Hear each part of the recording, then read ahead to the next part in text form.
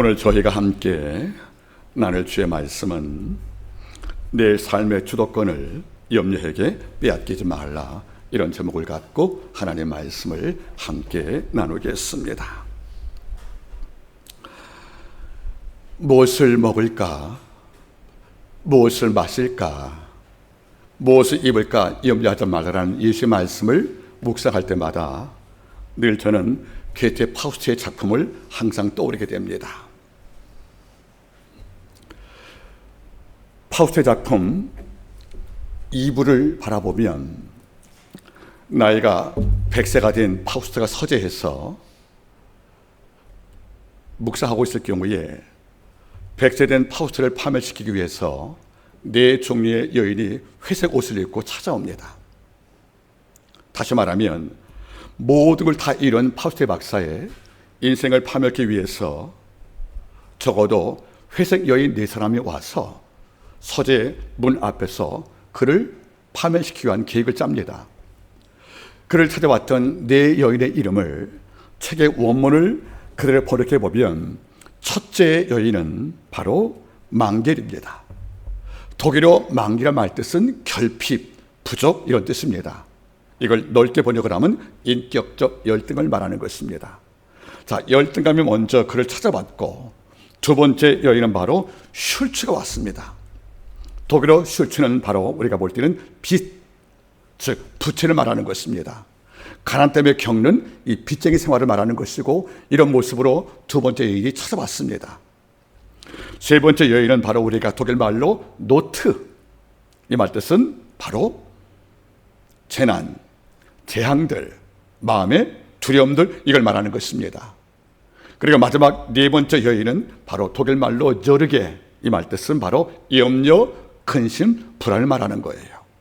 자, 그래서 열등감과 빚과 그리고 가난과 재난과 그 염려 넷이 모여서 서재 안에 있는 파우스트 박사의 파멸을 논의할 때에, 파우스트가 이미 부자였거든요.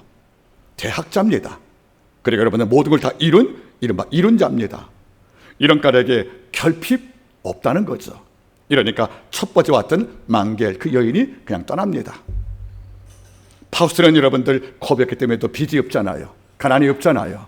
이러니까 슐츠라는 가난 여인도 곁에 있지 못하고 떠나게 되는 것입니다. 세 번째 여인 바로 노트는 바로 재난, 재앙, 두려움이거든요. 인생을 다 경험한 파우스트 박사는 두려움이 없는 거예요. 이미 신을 경험을 했고 마음속에 능력을 경험했기 때문에 두려움쯤이야 마음의 고통이 안 되지요. 그래서 노트라는 여인도 떠나게 된 거예요. 마지막 남은 여인이 바로 저르게 염려와 불안이었습니다. 그는 떠나지 않는 거예요. 그 이유는 한 가지입니다. 아무리 부자도, 아무리 학자도, 아무리 이룬 자도 마음속에 염려와 불안이 없다는 말할 수가 없다는 거예요. 그래서 그는 잠긴 문 열쇠 틈으로 들어가서 서재 앞에 서 있는 파우스트와 논쟁을 벌입니다. 파우스트가 말하죠, 여러분들. 결핍도 떠났고, 빚도 떠났고, 가난도 떠났고, 두려움도 떠났는데 넌 왜 들어왔냐고. 이럴 때 저에게 그 염려와 불안 여인이 이렇게 말합니다. 이 땅의 모든 인간이 어떻게 염려와 불안 앞에서 자유를 수 있느냐.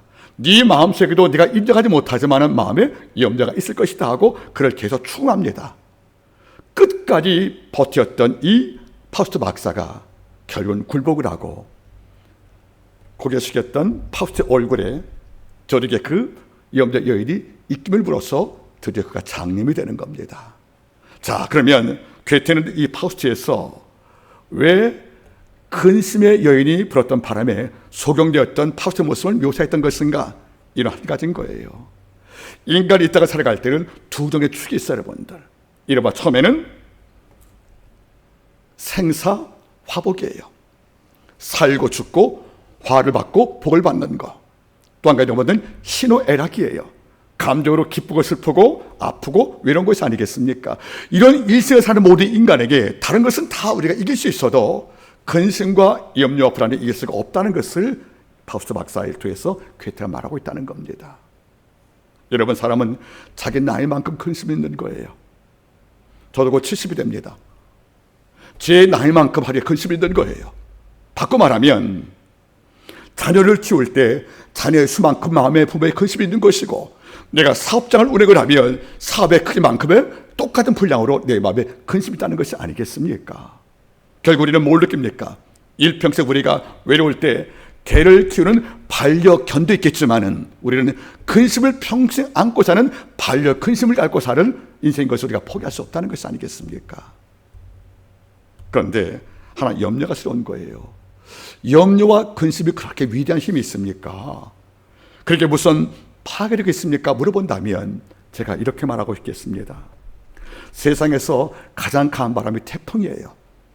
태풍의 정의는 초속 32.7m의 바람이 부는 것을 우리가 초속이라고 그래요.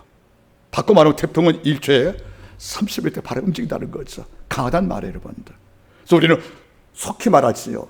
이 땅에서 제일 큰 바람이 바로 태풍이라고. 근데 저는 그리 말하지 않습니다.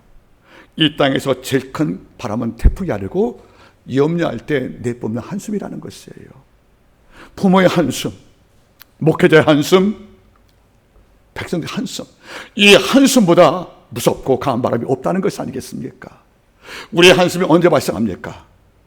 불안할 때입니다. 답답할 때입니다. 그리고 염려할 때 우리는 입에서 한숨이라는 거대한 태풍을 다 쏟는 것이 아니겠습니까?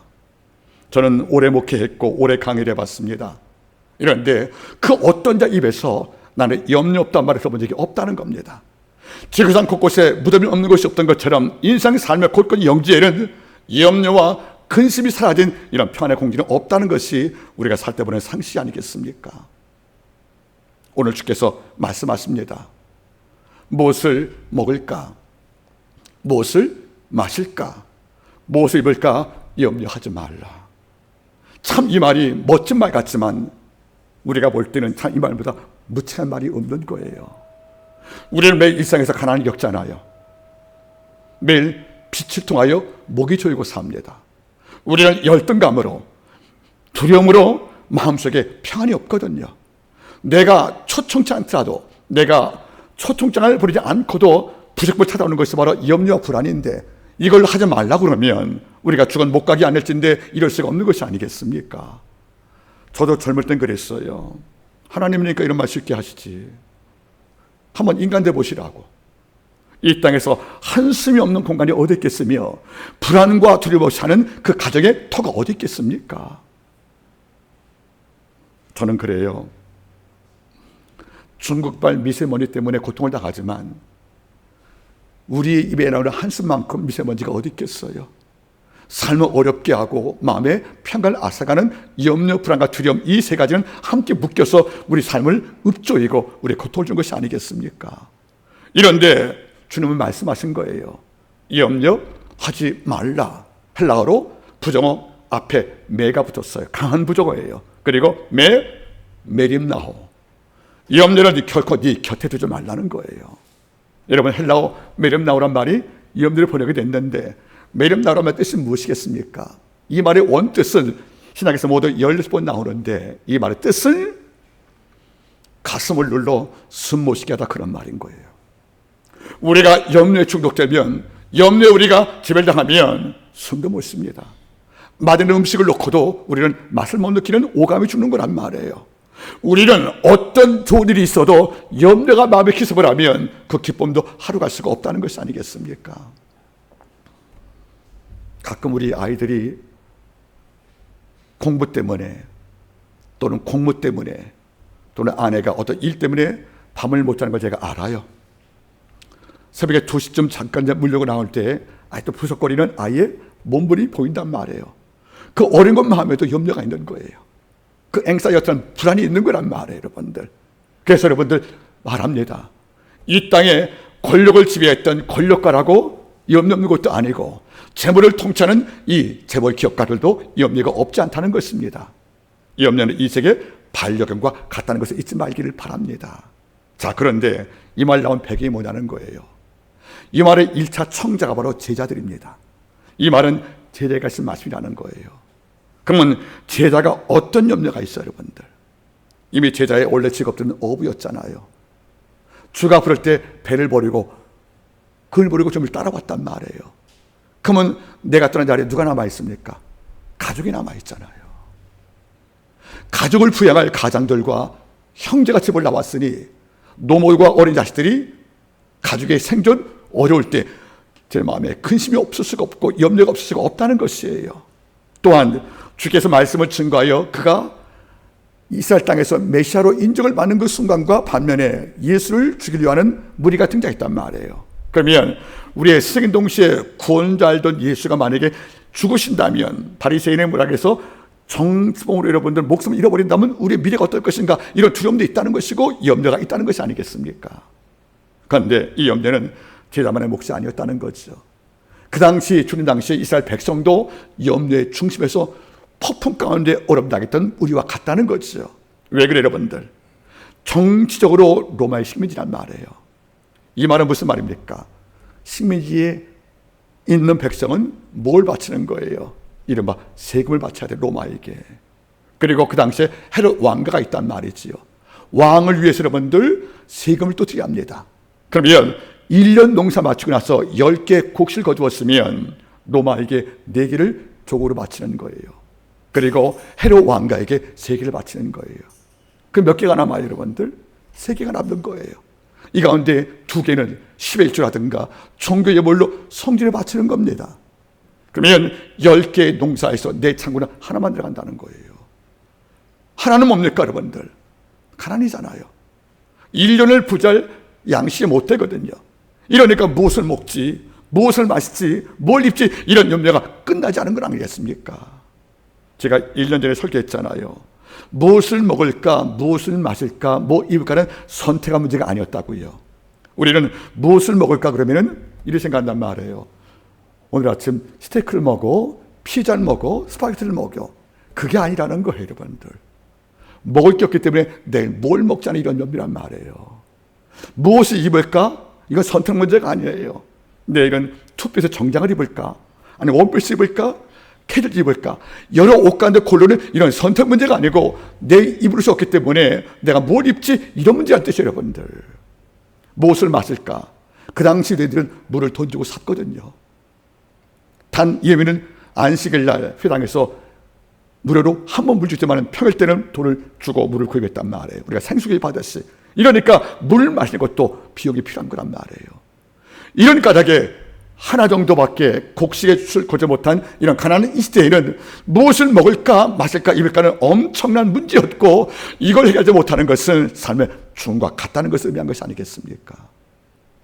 우리도 마찬가지인 거예요. 요즘 젊은 세대는 우리와 다르게 가난 개념이 달라요. 저도 50년대 출생했던 저는 50년대 출생을 했기 때문에 나이가 좀 많아요. 우리 때의 가난은 뭐죠? 먹을 것이 없다는 상태였잖아요. 우리 요즘 MZ시대의 가난은 뭐예요? 좋은 것을 갖지 못하는 게 가난이에요. 명품을 갖지 못하는 게 가난이란 말이에요. 바꿔 말하면 무엇이 절대 부족해서 가난한 뜻이 아니라 남들 갖는 것 가운데 좋은 것을 내가 못 가지면, 내가 갖고 있어도 더 좋은 걸 갖지 못하면 이게 가난이라는 거 아니겠습니까? 이렇게 개념이 바뀌었단 말이에요. 하지만 그 당시 이 말씀할 때 그 상태는 절대 가난이었어요. 그날 벌지 못하면 내일 굶을 수밖에 없는 이런 일용할 양식 때문에 살아가는 이런 시대에서 이 말 썼기 때문에 이 말은 우리 굉장히 마음에 닿는 것입니다. 자, 그러면 여러분 어떻습니까? 지금 우리 성도의 마음속에 나를 짓누르고 있는 이 디프레스하고 있는 이 염려가 무엇인가 한번 생각 한번 추려해 보세요. 어떤 분은 늘 건강의 염려예요. 매 주일마다 병원에 갑니다. 그리고 의사 한마디에 웃고 울고 나오는 거예요. 의사가 많이 나아졌다 그러면 그는 하루 즐거운데 좀 더 진찰 필요하겠습니다. 그러면 하늘의 감정이 다 사그러지는 거 아니겠습니까? 누구는 건강 때문에 염려 마땅하다는 겁니다. 누구는 자녀 염려가 있어요. 얘가 정말 예수의 피가 묻은 복음을 통하여 장수했으면 좋겠는데 거룩한 주일날 예배 오는 것을 힘들어하는 거예요. 그런 믿지 못해서가 아니라 게을러서 그런 겁니다. 이런 자녀를 기도할 때 어머니 마음에 큰 고통이란 말이에요.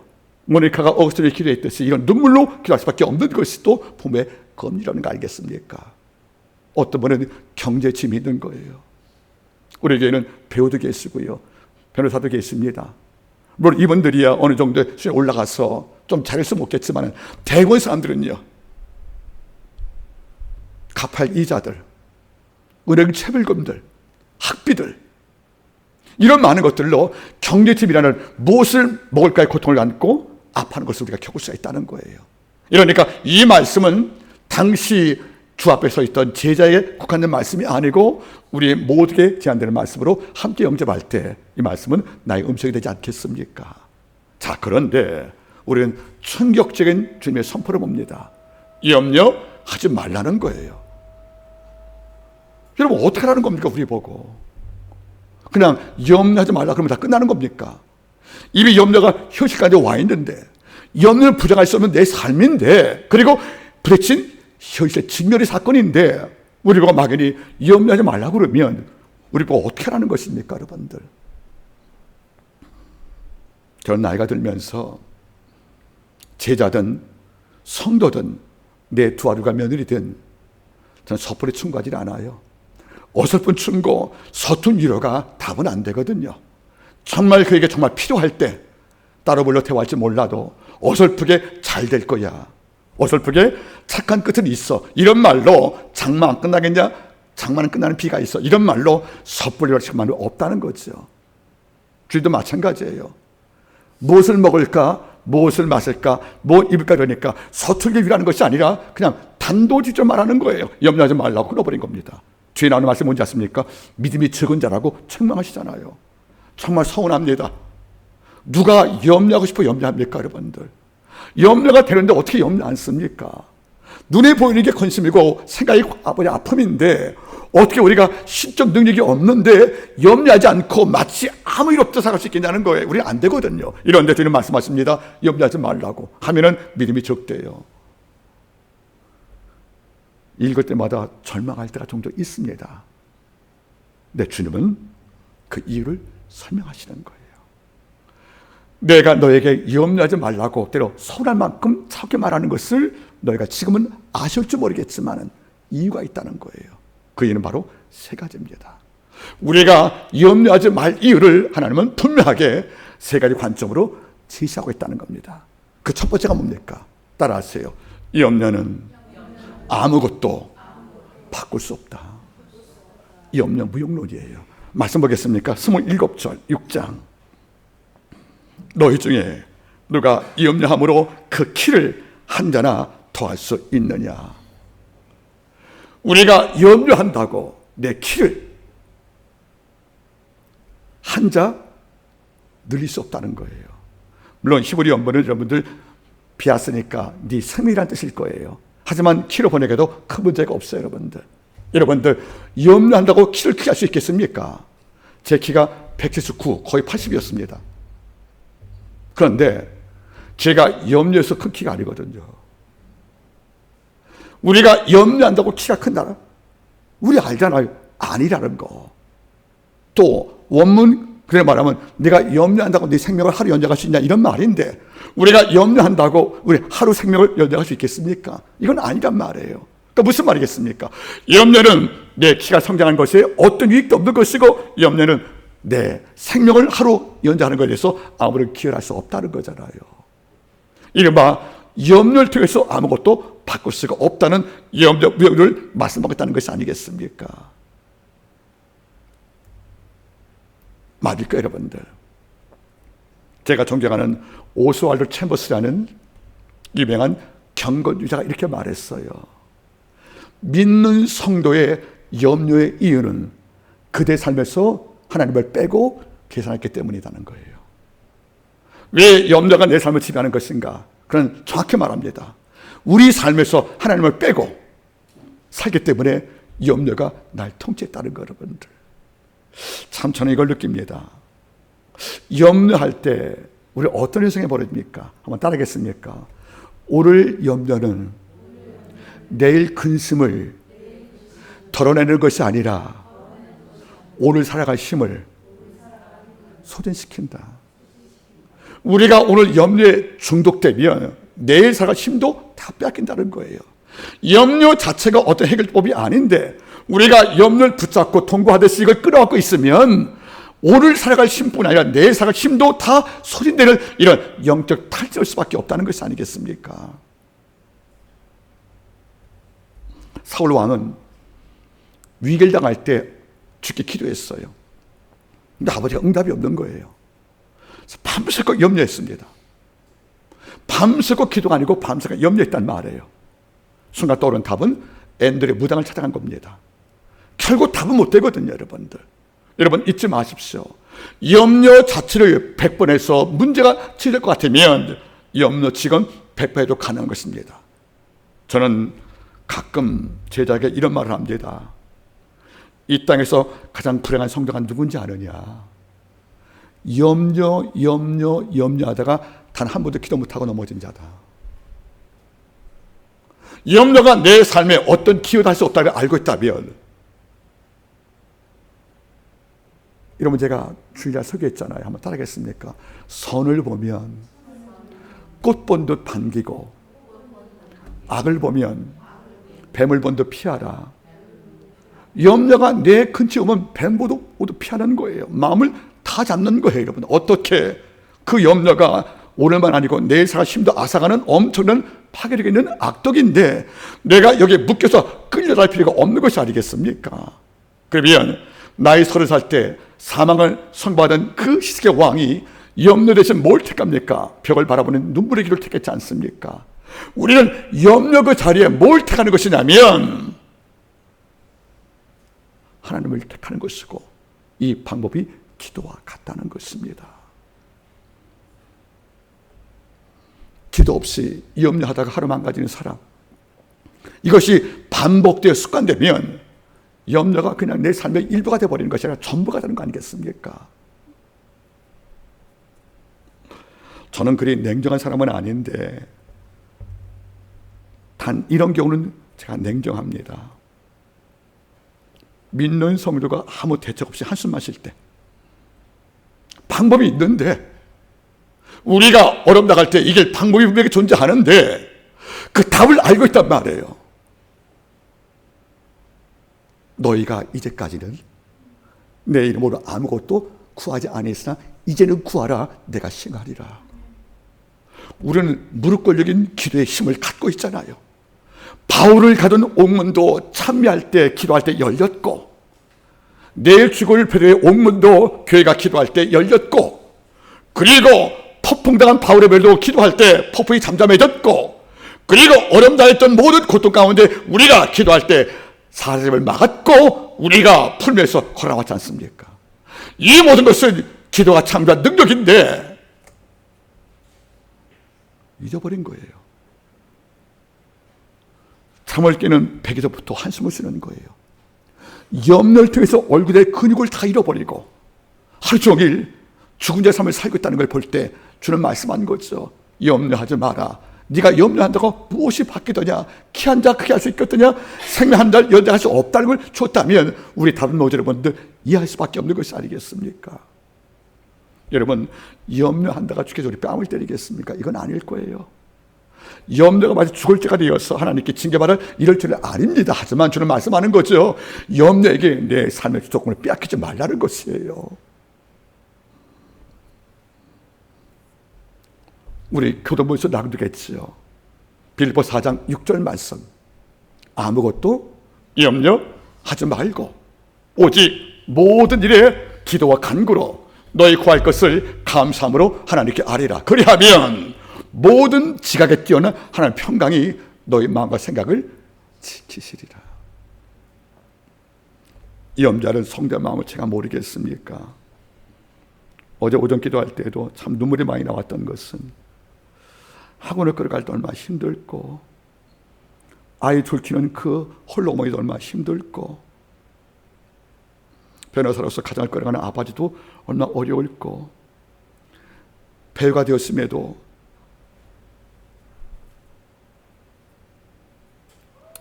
길이 많이 어려워서 아빠는 딸은 또 어떨고, 교회에 나오지 못하는 내 손주 아들 볼 때 어떨고, 이런 것을 안고 살아가는 성도의 삶의 무게를 알잖아요, 여러분들. 그럼 답이 뭡니까? 제가 일일이 다 찾아가서 답을 줄 수는 없잖아요. 답은 하나예요. 오직 모든 것을 기도와 간구로 하나님께 아뢰라. 그리하면 모든 지각, 즉 우리의 모든 걸 아시는 그 생각하신 주께서 너의 마음과 생각을 어디에서, 염려에서 날 지켜서 삶의 평강을 창조하는 것이 아니겠습니까? 저도 사랑하는 아들이 둘이 있어요. 공직 아들이 있고 사랑하는 며느리가 있습니다. 또 좋은 시험을 준비하는 둘째 아들이 있어요. 내색은 않지만은 그 아이의 전화할 때 목소리, 공부 끝나서 와서 엄마하고 들어오는 아이의 목소리 들어볼 때 이 목소리 지문에 담긴 그의 감정을 다 읽거든요. 아, 오늘은 힘들어서 염려 때문에 불안하고 잠 못 자겠구나. 이걸 안단 말이에요, 여러분들. 그럼 애비로서 하나밖에 없어요. 잠시 귀에 오든지 방에 들어가든지 하나님께 엎드릴 때 이리 말합니다. 주님, 정말 저 해줄 것이 아무것도 없습니다. 그를 마음에 뱀처럼 뒤틀고 있는 이 염려를 제가 꺾을 힘이 제게 없습니다. 주님 도우소서. 오직 주만 바라봅니다.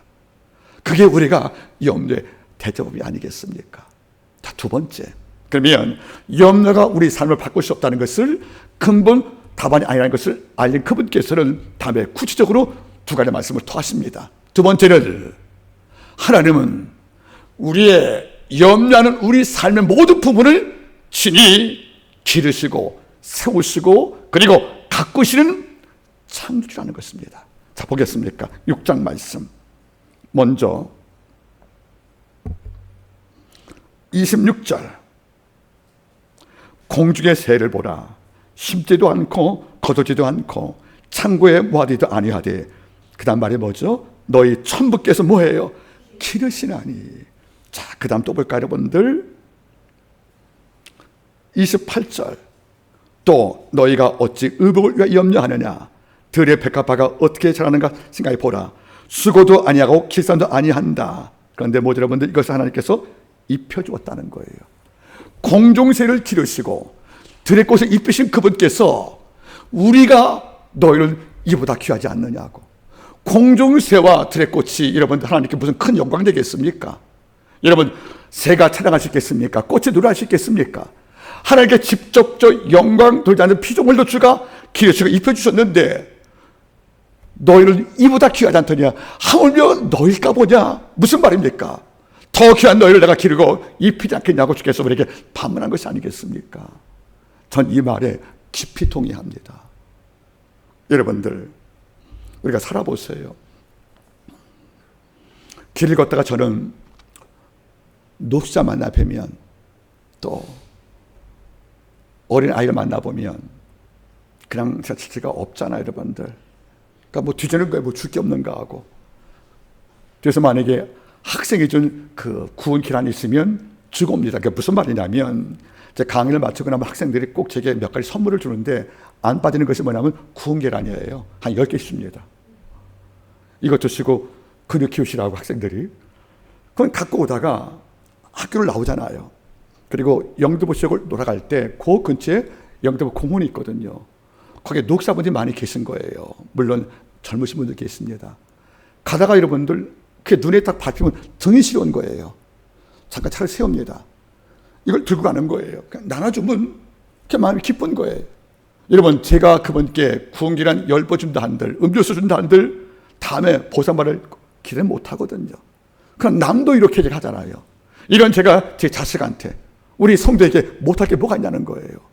여러분, 들꽃과 여러분 공중새도 하나님의 관심이고 키움의 대상이고 보호의 대상인데 하물며 너희일까 보냐?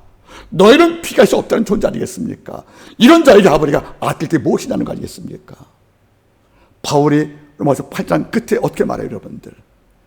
그의 아들도 아끼지 않고 날 위해 내어준 그 하나님이 우리를 위하여 은사를, 즉 선물을 주지 않겠냐는 거예요. 여러분, 하나님께서는 여러분들 지금도 여러분을 키우고 있다는 겁니다. 우리를 가꾸고 있다는 것이에요. 우리를 세워주고 있다는 것이 아니겠습니까? 이걸 믿을 때 마음에 담대함이 있는 거예요. 이사야 말씀 우리가 알잖아요. 여인이었지 젖 먹는 태를 있겠으며 내 뒤에는 자식을 있겠느냐. 그 여인이 너를 잃을지라도 나 여호와는 너를 잊지 않을 것이다. 내가 너를 내 이름을 내 손바닥에 새겼던 말하잖아요. 자식을 낳는 어머니가 자식을 잊겠습니까? 혹 그들이 잊을지라도 나는 너를 잊지 않겠다는 말은 무슨 말입니까? 나를 향하는 아버지의 지대한 관심이 이게 심하다는 것이 아니겠습니까? 여러분 아세요? 저는 우리 가족 외에, 친척 외에 한마음교회 성도보다 더 귀한 존재 없습니다. 왠지 아십니까? 내 상의 대상이니까. 나에게 이제 삼자가 뭘 잘준다 할지라도 우리 성도보다 되게 귀한 존재는 없는 거예요. 이게 뭐죠, 여러분들? 나의 쓰골라 특별한 소유니까, 여러분들. 관계니까. 이걸 말씀하는 거예요. 들의 꽃도 혼자 크더냐 내가 키운다. 공중새와 들의 그 새도 양식을 내가 준다. 이런 보세요. 공중새가 농새에서 양식 먹는 거 아니잖아요. 들의 꽃 여러분들 길산 속에서 옷 짜입는 게 아니잖아요. 이 모든 걸 창조의 원래 가운데 하나님이 다 허락했다는 거잖아요. 이런데 우리는 다르잖아요. 그 가치가 주의 형상 지으신 받은 구원의 백성이고 예수의 보혈을 피해 바르고 영생을 경험하고 당신 백성된, 그래서 베드로 고백처럼 택하신 족속이요 왕같은 세상이요 거룩한 나라요, 그래서 백성은 우리에게 하나님께서 뭘 아끼시겠냐, 그런 말인 거예요. 이런 믿음을 우리가 손에 꼭 잡을 때, 이거를 주머니에 넣고 우리가 포기하지 않을 때 우리 삶 속에 염려 이길 힘을 얻을 수가 있다는 것이 아니겠습니까? 참 전 다윗 바라볼 때마다 놀라는 게 있어요. 사울 왕의 폐역을 행해서 폐시키려고 하나님께서 사무엘 통해서 기스 앞에서 다윗에게 기름 부었잖아요. 이미 왕이 된 거란 말이에요. 근데 왕이 되고도 사울은 바로 왕궁 가서 왕 된 게 아니죠. 향후 13년간 사울에게 쫓김을 당했어요. 그러면 다윗은 질문이 생기는 거예요. 이미 아말렉 전투하고 블레 전투에서 두 번째 범죄에서 버림받은 이 왕이 잊고 하나님 폐위시켰고 내가 왕이 됐으면 지금 사울이 죽는 게 마땅하잖아요. 그래 내가 왕 되는 거 아니겠습니까? 그 조급함 때문에 여러분들, 그런데 이 다윗은 조급함에 빠지지 않고 13년간 도망을 당할 때 그냥 도망을 다닐 때 그냥 피해 다니는 거예요. 왕으로 바로 올라갈 사람이 도망자가 되었다. 그 인생의 모습 아니겠어요, 여러분들? 이런데 다윗 한 번도 원망하지 않잖아요, 여러분들. 그리고 하는 것은 뭐죠? 늘 하나님께 감사하잖아요. 그 왜 그럴까, 여러분들? 그런 믿은 거예요. 내가 언제 왕 될까 염려하지 않겠다는 거죠. 그분이 기름 부었으면 왕 세우시겠지. 그분이 날 위해 왕으로 점주했으면 왕은 내지. 이걸 믿으니까 여러분들 염려하지 않는 거란 말이에요, 여러분들. 하나님은 지금도 우리를 입히고 있습니다. 지금도 키우고 있습니다. 그리고 세 번째 원리는 우리가 왜 염려하지 말 것인가에 대해서 주님은 세 번째 이런 말씀을 주었습니다. 천부께서 내게 필요한 모든 것을 다 알고 있다는 것입니다. 자, 말씀 보겠습니다. 6장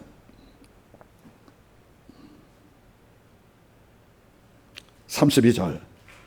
이는 다 이방인들을 구하는 것이라. 너희 천부께서 이 모든 것이 뭐죠? 무엇을 먹을까 마실까 입을까 너에게 있어야 할 줄을 아시느니라. 아멘. 그분은 아신대요. 이 땅을 지은 창조주의 지력과 그 이성은, 그의 모든 분별력은 지금 내게 무엇이 필요한지를 이미 다 알고 있다는 거죠. 넓게 확장을 하면 무엇을 먹을까 입을까 마실까만이 아닌 거예요. 너 평안이 필요하구나, 이것도 아신대요. 내게 위로가 필요하구나, 이것도 아신대요. 너에게 겸손이 필요하구나, 이것도 아신다는 거예요, 여러분들. 참 저는 놀라운 게 있어요. 사람은 자기가 자기를 제일 많이 아는 줄 알아요. 그렇지가 않아요. 우리는 자기한테 속거든요. 나에 대해서 제일 많이 아는 사람은 내가 아니고 두 번째가 마귀예요.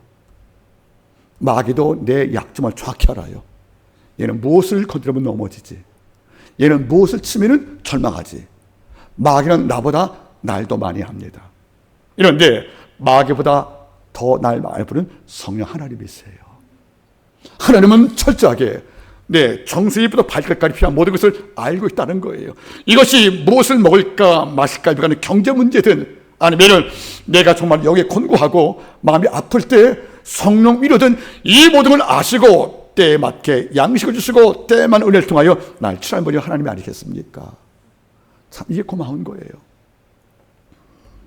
우리 아이가 클 때 재훈이 재민이 할 때 우리 아내 몸조리 제가 했거든요. 미역국 제가 다 끓여줬고 빨래 제가 다 했습니다. 아무도 안 믿는 저 표정 저 어떻게 할까요 여러분들? 미역국 제가 다 끓여줬어요. 아이들 빨래가 다 했습니다 여러분들. 그리고 정말 필요한 모유 이후에 우유 시간 맞춰 딱딱 준비했거든요. 요때가 되면 얘가 달라고 그러겠다. 그래서 큰애 작은애든 간에 5번씩 우유를 분을 타서 다 먹인 거예요. 아버지가 돼서도 그냥 평범한 아버지인데도 내 키우는 자식의 뭐가 몇 시에 필요한지를 다 알고 있다는 거예요. 이 정도가 되면 얘가 청을거리겠구나 하고 안아줬단 말이에요 여러분들. 이게 무슨 말입니까? 육의 아버지도 키우는 자식을 대해서 모든 걸 알고 있다는 거예요. 하나님은 이런 분과 비교할 수 없지 않습니까? 이 땅 전체를 조감하시고 전망하신 그분께서 지금 송지산에게 뭐가 필요한지, 우리 권사님께 뭐가 필요한지, 우리 배우님께 뭐가 필요한지 이미 다 알고 있다는 거예요.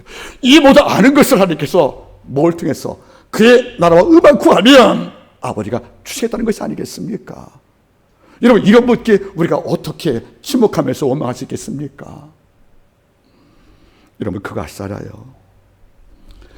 사랑이 있어야 그가 뭐가 필요한지 보이는 겁니다. 애정 식으면 살붙지 아내가 뭐 필요한지도 안 보여요 여러분들. 남편이 애정 식은 가정 바라보실래요? 배우자 가정 뭐가 필요한지, 내 자녀가 뭐가 필요한지 이게 눈에 여러분 발췌가 안 되는 거예요. 이런데 여러분들 애정을 주으면, 물론 조건이 있겠죠. 한번 따라하겠습니까? 사랑을 받으려면 먼저 사랑스러워져라. 물론 그게 조건일 수 있겠어요 여러분. 하지만 사랑이 식으면 가장 가까운 관계도 그의 필요가 안 보이는 거예요. 우리 경험했잖아요. 누굴 아끼고 사랑을 하면 뭘 해주고 싶은 마음들 자꾸 물어봐요. 뭐가 필요하냐고. 애정 식으면요 뭐가 필요하다고 해도 귀에 안 들어오는 겁니다. 하나님의 사랑은요 헤세드거든요. 죽기까지 사랑하셨대요. 요한복음 13장 1절 말씀이죠. 예수께서 자기 백성을 사랑하실 때 어떻게 죽기까지 사랑했단 말을 하잖아요. 원문을 보죠. 끝까지 에스텔로스. 끝까지 뭡니까? 죽을 때까지 아니겠습니까? 이걸 말하는 거예요. 하나님의 사랑은 우리가 죽을 때까지, 주 올 때까지 그 사랑은 변함이 없는 것이 아니겠습니까? 이런 까닭에 하나님께서 우리를 사랑하시는데 무엇이 안 보이겠어요? 우리의 결핍, 우리의 부정, 우리의 한계, 우리의 필요, 이런 많은 거 아버지의 리스트에 다 올라가 있는 것이 아니겠습니까? 전 이리 말하고 싶습니다. 솔로몬이 나이 20살 때 왕이 됐어요. 다윗 왕은 수많은 전쟁을 통해서 영적 근육을 키웠고 사울왕의 핍박 속에서 기도하는 걸 배우면서 왕이 됐기 때문에 다윗 왕은 왕에 올라가도 큰 걱정이 없었어요. 솔로몬은 단 한 번의 전쟁도 없이 왕이 된 사람이에요. 아버지가 이런 유산을 그냥 상속을 받았기 때문에 아버지 다윗만큼의 영적 근육, 전투력, 분별력 별로 없단 말이에요. 이런데 왕이 됐네요. 그러니까 자기도 안 거예요. 내가 어리니까 지혜가 없다. 그래서 기본 신당에서 여러분들 1000마리의 소를 잡아서 1000번째로 한 번에 다 드린 다음에 하나님께 꿈에서 쥐가 만나서 뭐 했습니까? 내가 너한테 뭐 해주랴 하고 부탁했잖아요. 그때 여러분들 솔로몬이 뭘 구했습니까?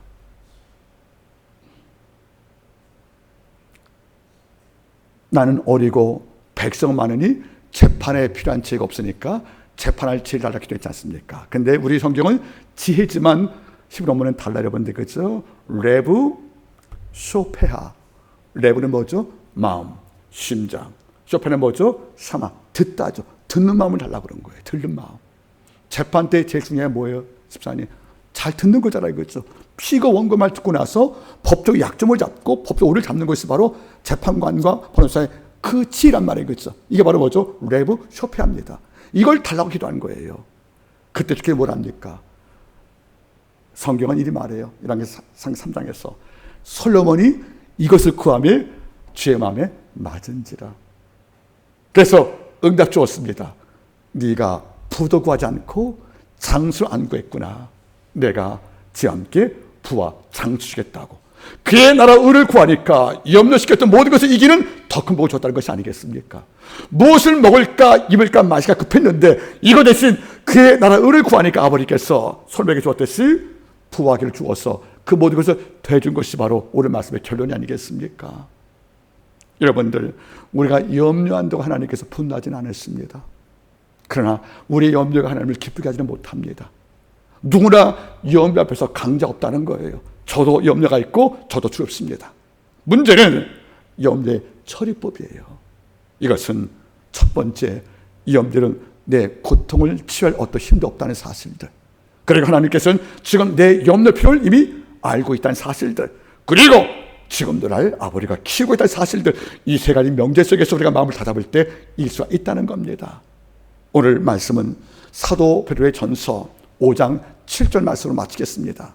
따라하십시오. 네 모든 염려 주께 맡기라. 주께서 너를 돌보시리라. 기도하겠습니다.